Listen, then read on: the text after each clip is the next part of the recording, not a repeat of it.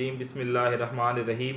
Lawyers TV Lord's के platform पर आज एक इम्पोर्टेंट टॉपिक के हवाले से डिस्कस होगी और थोड़ा सा जो है ऐसा टॉपिक है जिसको आज मौजूदा सूरत हाल भी है। कौमी असम्बली में जो बिल जो है वो पास किए जा रहे हैं, पेश किए जा रहे हैं, इसके हवाले से हमारी डिस्कशन होगी कि आखिर ये कानून बनता कैसे है, लॉ मेकिंग होती कैसे है, कौन लॉ मेकिंग कर सकता है, कितने किस्म की लॉ मेकिंग होती है और किन किन बिल के लिए कितनी कितनी मेजॉरिटी की ज़रूरत होती है। इस हवाले से हमारी डिस्कशन होगी। चूँकि ये LLB पार्ट सेकंड का भी सिलेबस में आता है, इसके साथ साथ मुख्तलिफ़ किस्म के जुडिशरी के और इसके हवाले से जुडिशरी के हवाले से जितने भी एग्ज़ाम हैं उसमें भी ये अक्सर सवाल देखने को मिलता है। तो इसको आर्टिकल जो कॉन्स्टिट्यूशन के हैं वो 70 to 72 एंड 74 to 75 आर्टिकल, इसके साथ साथ 238 आर्टिकल जो है इसको डील करते हैं कॉन्स्टिट्यूशन ऑफ द पाकिस्तान 1973। ये जो हैं आर्टिकल्स लॉ मेकिंग के हवाले से डील करते हैं कि लॉ मेकिंग कैसे होनी है, किसने करनी है, कौन जो है वो कानून बनाएगा, किस तरह बनाएगा, इसका सारा प्रोसीजर हमें कॉन्स्टिट्यूशन में बताया गया है। सबसे पहले हमने देखना क्या है कि लेजिस्लेशन होती क्या है। लेजिस्लेशन होती है लॉ मेकिंग, कानून बनाना। लेजिस्लेचर कौन होता है? लेजिस्लेचर हमारी पार्लियामेंट होती है। पार्लियामेंट हमारी कानून बनाती है, जो कि हमारे मेंबर नेशनल असम्बली या सेनेट के मेंबर होते हैं, ये हमारे लेजिस्लेचर होते हैं, इन्होंने लॉ मेकिंग करनी होती है। अब देखना यह है कि लेजिस्लेशन किस तरह होती है। लेजिस्लेशन बिल के ज़रिए होती है। बिल कितने किस्म के होते हैं? बिल 3 किस्म के होते हैं जिनके ज़रिए जो है अमेंडमेंट होती हैं या एग्जिस्टिंग जो लॉ मौजूद होता है उसमें कोई तब्दीली करनी होती है या कोई न्यू लॉ बनाना होता है। तो इसके लिए बिल पेश किया जाता है। 2 वजह से बिल पेश किया जाता है। लेजिस्लेशन 2 वजह से होती है। फर्स्टली, अगर कोई एग्जिस्टिंग लॉ में चेंजिंग करनी है, किसी को जो है वो चेंज करना है तो इसके लिए होगी। सेकेंडली, अगर कोई न्यू लॉ हमने बनाना है, कोई नई चीज़ ऐड करनी है हमने, तो उसके लिए भी बिल पेश किया जाएगा। अब देखना है कि बिल कौन पेश करेगा। बिल नेशनल असम्बली का मेंबर पेश करेगा, पार्लियामेंट का मेंबर पेश करेगा, सेनेट का मेंबर पेश करेगा।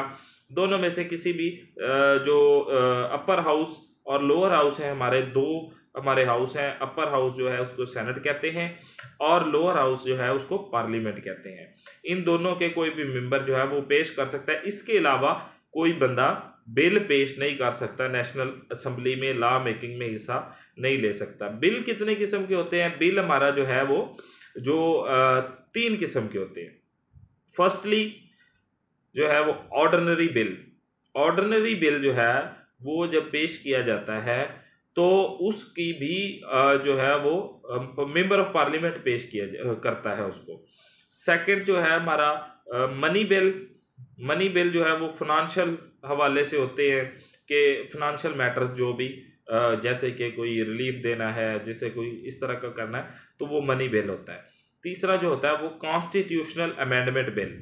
कॉन्स्टिट्यूशनल जो है उसमें कोई अमेंडमेंट करनी है, कॉन्स्टिट्यूशन में कोई चीज़ एग्जिस्टिंग को चेंज करना है, ऐड करना है, तो वो होता है बिल कॉन्स्टिट्यूशनल अमेंडमेंट बिल। उसको 238 डील करता है। ऑर्डिनरी बिल को आर्टिकल जो है वो 70 डील करता है और मनी बिल को जो है वो 73 आर्टिकल डील करता है। अब इसका जो प्रोसीजर है मनी बिल का वो अलग है और ऑर्डिनरी बिल का, और जो है दूसरा बिल क्या नाम है उसका, कॉन्स्टिट्यूशनल अमेंडमेंट बिल, ये दोनों का तकरीबन प्रोसीजर सेम है। सिर्फ इसमें एक चीज़ का डिफरेंस है, वो मैं आपको आगे चल के बताता हूँ। अब हमने इसका प्रोसीजर डिस्कस करना है। ऑर्डिनरी बिल जो है वो पेश हो गया। जो ओरिजिनेट हो सकता है वो दोनों हाउसेज में हो सकता है, सेनेट में भी ओरिजिनेट हो सकता है और नेशनल असम्बली पार्लियामेंट जिसको हम कहते हैं उसको भी, उसमें भी ओरिजिनेट हो सकता है। मतलब कहने का ये, इन दोनों में से किसी में भी कोई भी मेंबर उसको बिल पेश कर सकता है। जिस जो है सेशन में जिस हाउस में पेश होगा, चाहे वो सेनेट में होगा, चाहे वो असम्बली में होगा, पार्लियामेंट में होगा, तो वो उसको फर्स्ट हाउस कहेंगे। फर्स्ट हाउस में जब बिल पेश हो जाएगा उसके बाद उसके इंट्रोडक्शन होगा। इंट्रोडक्शन के बाद तमाम जो मेंबर्स होंगे उनको कॉपीज़ जो है वो तकसीम की जाएंगी। उसके बाद सेकंड प्रोसेस ये है कि कमेटी में जाएगा।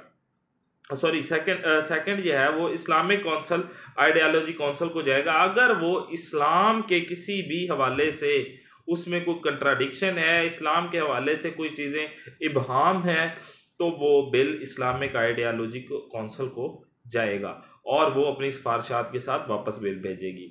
अगर ऐसी कोई चीज़ नहीं है या वो सिफारिशात भेज देती हैं तो फिर वो कमेटी में जाएगा। कमेटी कौन सी होगी? जो एक्सपर्ट्स होते हैं उनकी कमेटी होती है। किसी भी चीज़ के हवाले से जो बिल होता है उस हवाले से ही जो कमेटी होती है, उस चीज़ की जो एक्सपर्ट कमेटी होती है जो पार्लियामेंट ने बनाई होती है, उसमें वो चला जाता है। पार्लियामेंट में जाएगा, वो अपनी ओपिनियन देंगे। उसके बाद जो है वापस जब तीसरा जो प्रोसेस है वो है थर्ड रीडिंग, सेकंड रीडिंग उसको कहते हैं। जैसा कि हम देखते हैं कि बड़ी बड़ी तकारीर होती हैं और एक दूसरे को, जिस तरह आज जॉइंट सेशन में जो है वो एक बिल पास हुआ, उसमें अपोजिशन पीटीआई थी और उन्होंने काफ़ी खासा रोला डाला कि ये बिल नहीं होना चाहिए, ये पास नहीं होने देंगे, ये नहीं होने बोले। जिस तरह मतलब अक्सर हमने लड़ाई पार्लियामेंट में देखी है या जॉइंट सेशन में देखी है, वो तीसरा जो है वो हिस्सा होता है थर्ड प्रोसेस का तीसरा पॉइंट है reading, second reading, discussion and debate. उसके बाद डिस्कशन और डिबेट होने के बाद उसकी होगी थर्ड रीडिंग। उसको क्लास वाइज पढ़ा जाएगा।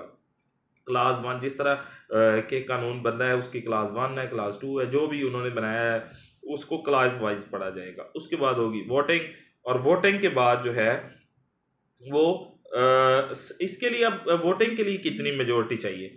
इसमें ऑर्डिनरी बिल में सिंपल मेजोरिटी चाहिए। सिंपल मेजोरिटी का मतलब है कि जितने मेंबर प्रेजेंट हैं उनका एक मेंबर उससे ज़्यादा होना चाहिए। 200 हैं तो 101 चाहिए, अगर 50 हैं तो 51 चाहिए। ये होती है सिंपल मेजोरिटी। सिंपल मेजोरिटी उसके लिए चाहिए ऑर्डिनरी बिल के लिए, तो ये पास हो जाएगा। सेम प्रोसेस जो है वो सेनेट में या सेकेंड हाउस में, जो भी सेकेंड हाउस होगा उसमें सेम प्रोसेस अडॉप्ट किया जाएगा। उसके बाद जो है वो बिल, अगर उसमें कोई चीज़ मिस हो गई है या कोई चीज़ रह गई है या उन्होंने उसमें कोई अमेंडमेंट और कर दी है, तो वो बिल वापस जो है उसमें जाएगा। अगर वो एक्सेप्ट नहीं करते, अगर वो एक्सेप्ट कर लेते हैं तो ठीक है, वहाँ से सीधा प्रेसिडेंट की तरफ जाएगा। अगर वो एक्सेप्ट नहीं करते तो उसको जो है वो फिर ज्वाइंट सेशन होगा, ज्वाइंट सेशन की वोटिंग होगी, उसके बाद उसका डिसीजन होगा। जो हम देखते हैं कि ज्वाइंट सेशन किस तरह कॉल किया गया। ज्वाइंट सेशन जो है वो फर्स्ट हाउस कॉल करता है। अगर वो सेकंड हाउस अगर उसको 90 डे रखता है, पास नहीं करता, या सेकंड हाउस उसको जो है वो फर्स्ट हाउस उसको एक्सेप्ट नहीं करता सेकंड हाउस की अमेंडमेंट को, तो ये इसलिए ज्वाइंट सेशन कॉल होता है। सिंपल प्रोसेस जो है वो सेकंड में सेनेट में या पार्लियामेंट में अडॉप्ट होगा। उसके बाद प्रेसिडेंट के पास चला जाएगा। प्रेसिडेंट 10 दिन अगर तो वो कंसेंट देता है तो वो लॉ बन गया, दैट इज।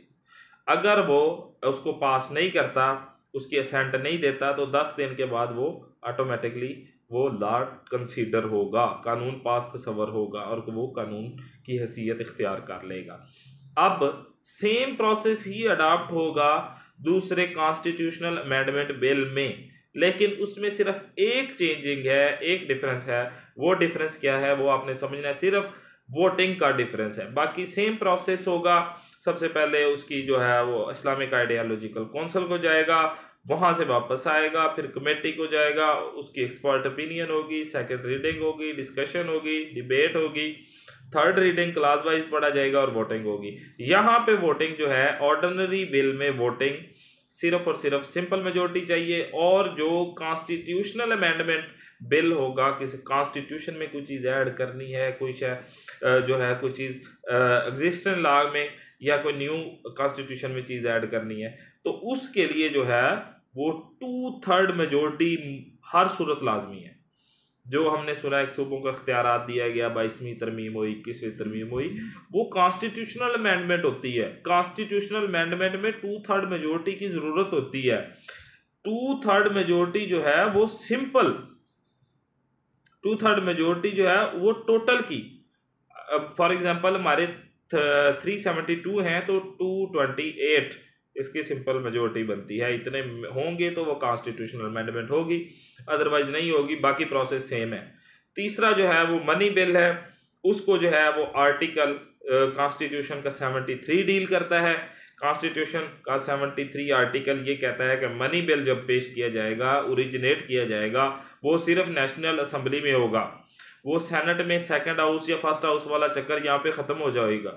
सिर्फ और सिर्फ वो पेश किया जाएगा नेशनल असेंबली में। नेशनल असेंबली अगर उसको पास कर देती है तो वो सेकंड उसमें जाएगा, सेनेट में, अपर हाउस में। अपर हाउस में जब वो जाएगा वो अपनी सजेशन देंगे, सजेशन देगा सेनेट अपनी, वापस उसको भेजेगा। अगर तो वो उसको मंजूर कर, सजेशन को एक्सेप्ट करते हैं तो ठीक है, नहीं करते तो भी कोई इशू नहीं, फिर वो जाएगा कैबिनेट में।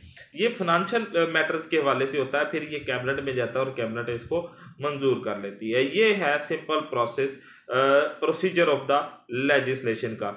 आज के हवाले से इतना ही, इंशाल्लाह मिलते हैं नेक्स्ट एक लीगल नॉलेज के हवाले से। और अब मेरी कोशिश होगी कि नेक्स्ट जो है वो जिस तरह गैट का सिलेबस है उसको भी कवर किया जाए, लैट का सिलेबस है उसको भी कवर किया जाए, ताकि स्टूडेंट्स का भी कुछ ज़्यादा फ़ायदा हो सके। और कभी कभी जो है वो हम जनरल डिस्कशन भी करते रहेंगे और इंशाल्लाह अब रेगुलर